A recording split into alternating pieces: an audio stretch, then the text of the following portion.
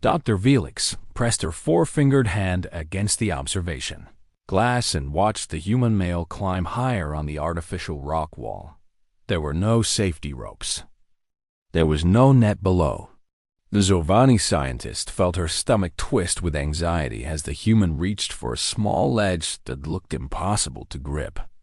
"He is going to fall," she whispered to her colleague, Dr. Thren, who stood beside her with wide eyes and trembling antennae. "He has been climbing for 47 minutes, Thren replied, his voice filled with the same horror that Felix felt. "His heart rate is elevated. His muscles are showing signs of fatigue. And yet," he continues, "the human, a volunteer named Marcus Webb, pulled himself up another meter. His fingers were bleeding slightly from the rough surface. Sweat covered his body. His breathing was heavy and labored. And on his face was an expression that neither Zorvani scientist could understand. He was smiling. The Galactic Institute for Xenobiological Studies had been investigating human behavior for the past 3 standard years. The Zorvani had made first contact with Earth only a decade ago, and in that time, humanity had confused and terrified the scientific community in ways no other species ever had. Felix walked away from the window and sat down at her research station. The data on her screen was strange and beautiful and completely impossible to explain using any known framework of evolution or psychology. "Computer, display the neurochemical readings from subject Marcus during the climbing activity," she commanded.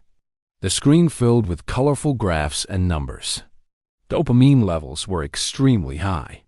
Adrenaline was flooding through his system. Endorphins were being released in massive quantities. But the most interesting reading was something the Zorvani had never seen in any other species they had studied. The human brain was actively suppressing its own fear response while simultaneously enjoying the sensation of danger. Dr. Thren joined her at the station. "This should not be possible," he said, pointing at one particular graph. "His amygdala is registering the threat. His brain knows that a fall from that height would cause severe injury or death.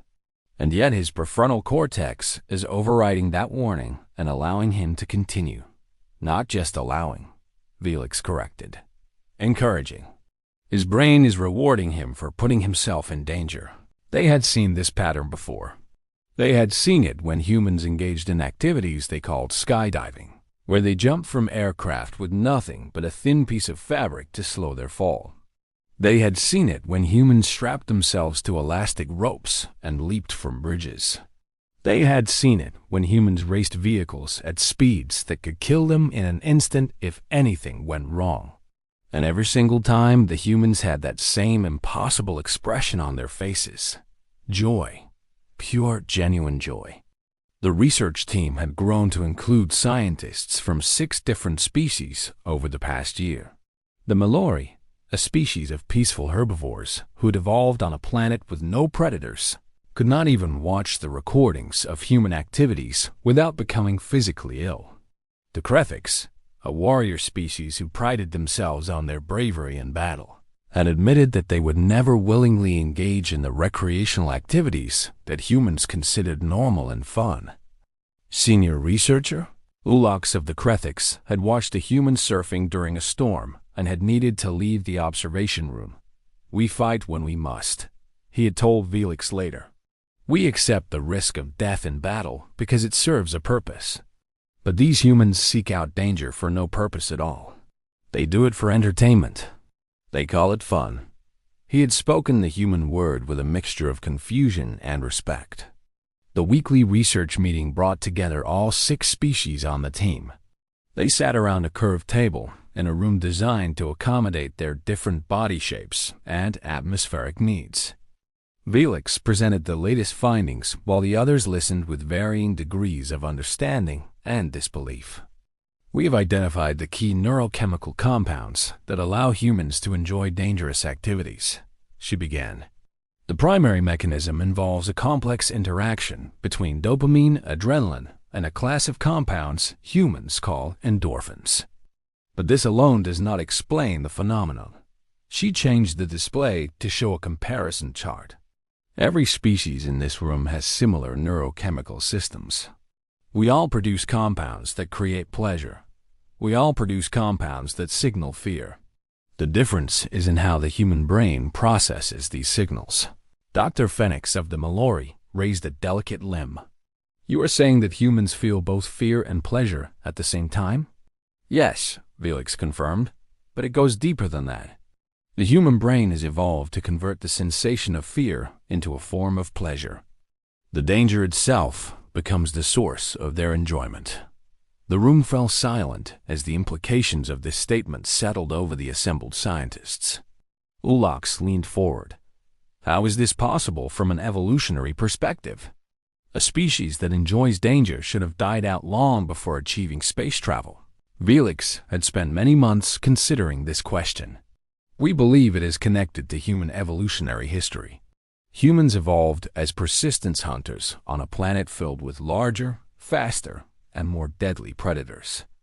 They survived not by avoiding danger, but by engaging with it directly. Those early humans who could remain calm during a chase, who could push through the fear and exhaustion, who could find satisfaction in the hunt despite the risks, those were the ones who survived. She brought up another image, this one showing the ancient savannas of Earth. Over hundreds of thousands of years, the human brain developed the ability to reframe dangerous situations as exciting rather than terrifying. Fear became a spice that enhanced their experience rather than a barrier that stopped them. Dr. Thren added his own observations. We have also found evidence that this trait served humans well during their early space exploration. Their first astronauts were strapped into metal containers filled with explosive fuel and launched into the vacuum of space using technology that failed frequently and catastrophically. By any rational measure, this was an insane thing to do. And yet they did it anyway, Phoenix said quietly. They did it with enthusiasm, Thren confirmed. They competed for the privilege of being first. Thousands of humans volunteered for missions that had significant chances of killing them. And when some of those missions did fail, when humans died in explosions or accidents, the response of their species was not to stop. It was to try again. The Mallory scientist looked disturbed by this information. But Felix noticed that Orcs of the Krethiks had a different expression on his face. It looked almost like admiration. We Krethiks have always respected humans as warriors, Orcs admitted. But we never fully understood why they were so effective in combat. Now I think I am beginning to see, Felix nodded. Human soldiers experience the same neurochemical responses as recreational thrill seekers. In combat situations, where other species are paralyzed by terror, humans are capable of experiencing a state they call the zone. Their fear is transformed into focused awareness. Their danger response becomes a source of energy rather than weakness. She showed footage from human military training exercises. The soldiers moved with purpose and precision, their faces showing concentration but not panic. Some of them were even grinning despite the simulated explosions happening around them. This is why humans have been so successful since joining the galactic community, Felix concluded. They take jobs that other species refuse. They explore regions of space that are deemed too dangerous. They volunteer for experiments that have uncertain outcomes, not because they do not understand the risks, but because the risks themselves are part of the appeal. After the meeting, Felix returned to the observation room. Marcus had finished his climb and was now sitting in a comfortable chair, drinking water and chatting with one of the research assistants. The cuts on his fingers had been bandaged. She entered the room and approached him. "May I ask you some questions, Marcus?" The human looked up at her with friendly eyes. "Of course, Doctor. Ask away." Felix sat across from him. "When you were climbing, there was a moment near the top where the ledge was very narrow. You could have fallen. You almost did fall. And yet, you were smiling. Can you explain why?" Marcus thought about the question for a moment. It is hard to put into words.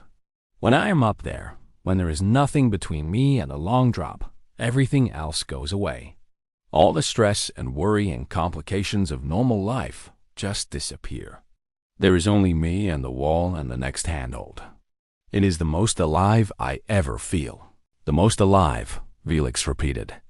Even though you are closest to death? Marcus laughed at that. It was a warm, genuine sound. Maybe that is exactly why. Humans spend most of our lives in safe, comfortable situations. We sit in offices. We watch screens. We follow routines. Sometimes we need to be reminded that we are really alive.